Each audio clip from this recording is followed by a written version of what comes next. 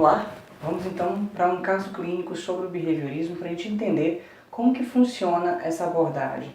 Para começar, a gente tem que lembrar aquilo, o sintoma no behaviorismo, ele não é a manifestação de um conflito, ele não é a expressão do organismo simplesmente, ele é um comportamento que tem uma função no ambiente. Entretanto, esse comportamento ele provoca efeitos negativos, efeitos ruins na vivência, ele provoca dificuldades, ele é um comportamento problema, tá? Então tem uma diferença muito grande aí, né?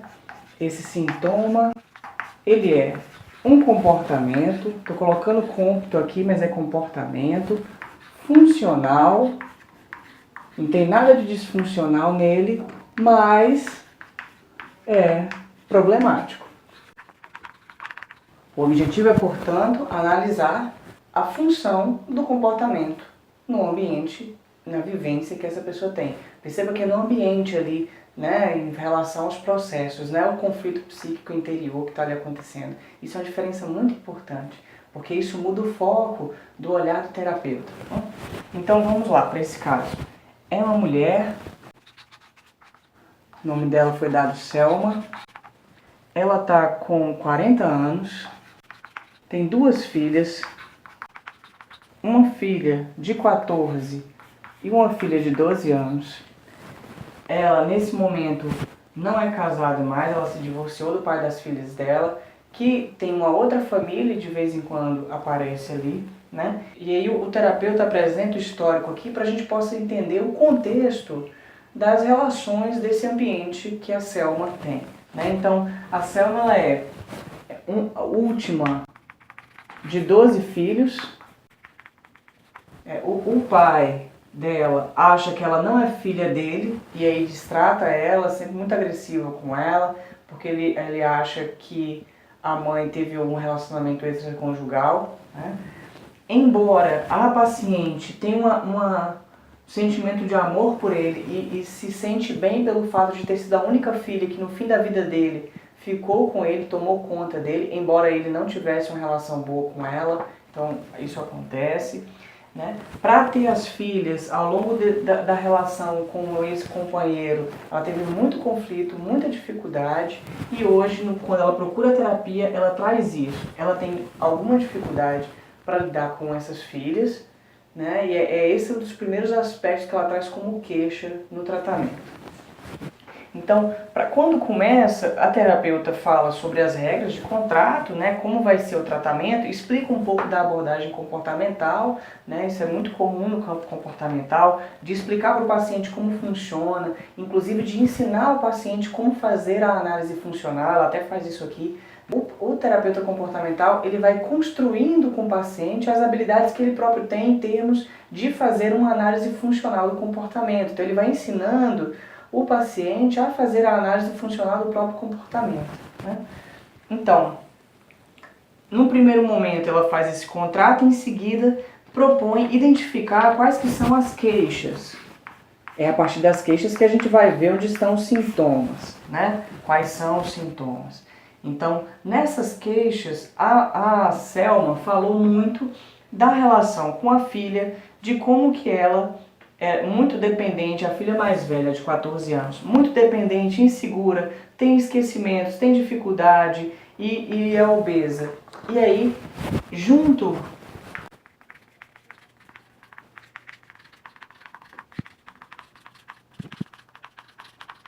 Então, insegurança, dependência e obesidade da filha de 14 anos. Então, junto com a terapeuta, a Selma começou a fazer a análise funcional do seu comportamento na relação com essa filha, para poder mudar esses comportamentos, construir novos repertórios comportamentais. Perceba que o foco está sendo, então, de identificar qual é o comportamento, analisar o contexto de produção desse comportamento, de reforçamento desse comportamento e intervir sobre ele, construindo novos comportamentos aí, né?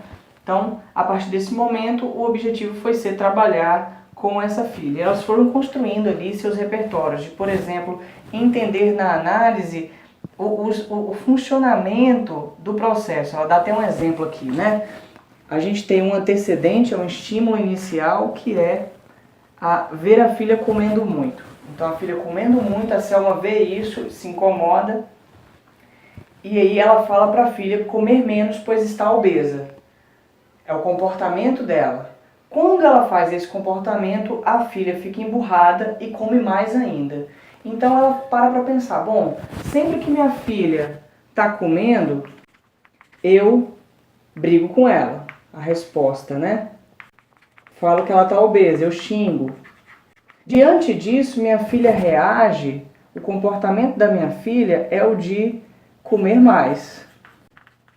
Então a Selma começa a pensar, bom, eu não posso ficar xingando e brigando com ela, porque se eu faço isso, ela se irrita e come mais. Eu preciso ter novos comportamentos, novos repertórios para poder lidar com a minha filha. E aí ela foi fazendo a análise. O que foi acontecendo é que quanto mais ela ia fazendo esse primeiro momento, chegou um tempo em que a filha ficou um pouco melhor e a terapeuta entendeu que quando a paciente trouxe esses aspectos, ela estava, na verdade, evitando falar dela própria, porque ela falou do problema da filha. Imagina, eu estou indo para o terapeuta para falar que minha filha está com problema.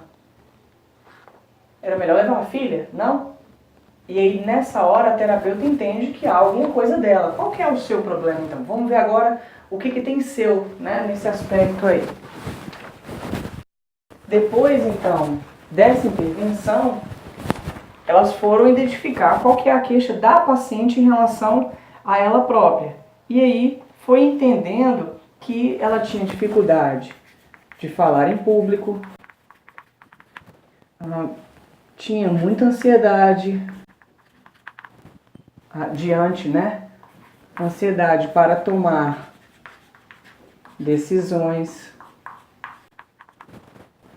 e tinha dificuldade de ser assertiva na relação com o outro, ou seja, emitir um comportamento que seja congruente ou interessante na situação, né?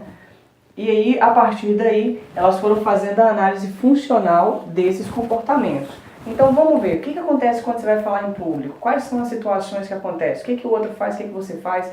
E aí foi analisando e criando novos repertórios comportamentais com essa paciente. Ao mesmo tempo, foi discutindo vários outros temas, né? Assim, quem sou eu, o que eu estou fazendo terapia, qual a importância, assim por diante, e foi construindo novos repertórios comportamentais. Então, vamos pensar um pouco sobre o sintoma nessa abordagem.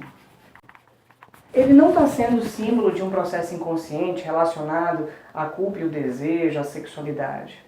Pelo menos ele não é entendido dessa forma. Eu vou explicar um pouco melhor sobre essas questões em outro vídeo.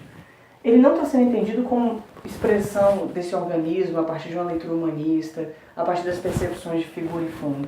Ele está sendo entendido como um comportamento diante de um ambiente que se mantém por conta de como ele é reforçado pelas interações nesse ambiente. E o foco é exatamente fazer uma análise dessa relação comportamento-ambiente para que possa intervir na relação construindo novos comportamentos que não sejam mais problemáticos. Porque o que faz o sintoma no behaviorismo ser problemático não é o fato de que ele é disfuncional, é o fato de que ele causa algum tipo de sofrimento, né? Então, na medida em que a gente constrói outros comportamentos que sejam mais adaptados, né, ao processo, embora também sejam funcionais, né, a pessoa vai ter melhores condições de seguir em frente aprendendo novos repertórios e assim por diante. Tudo bem? Então, esse é um caso do behaviorismo, para você ver como que tem uma diferença, né, na forma de lidar, tem uma noção muito mais empírica da prática, tanto que nesse caso a terapeuta sugeriu tarefas para fazer, vamos tentar fazer dessa forma, tenta daquela. Então, o trabalho comportamental do behaviorismo radical, ele tem esse foco de construção do trabalho, das tarefas, e em função de aprender novos comportamentos, tá bom? Se tiver alguma dúvida, dá uma olhada aí no seu material e pergunta que a gente conversa um pouco mais, tá certo? Até mais!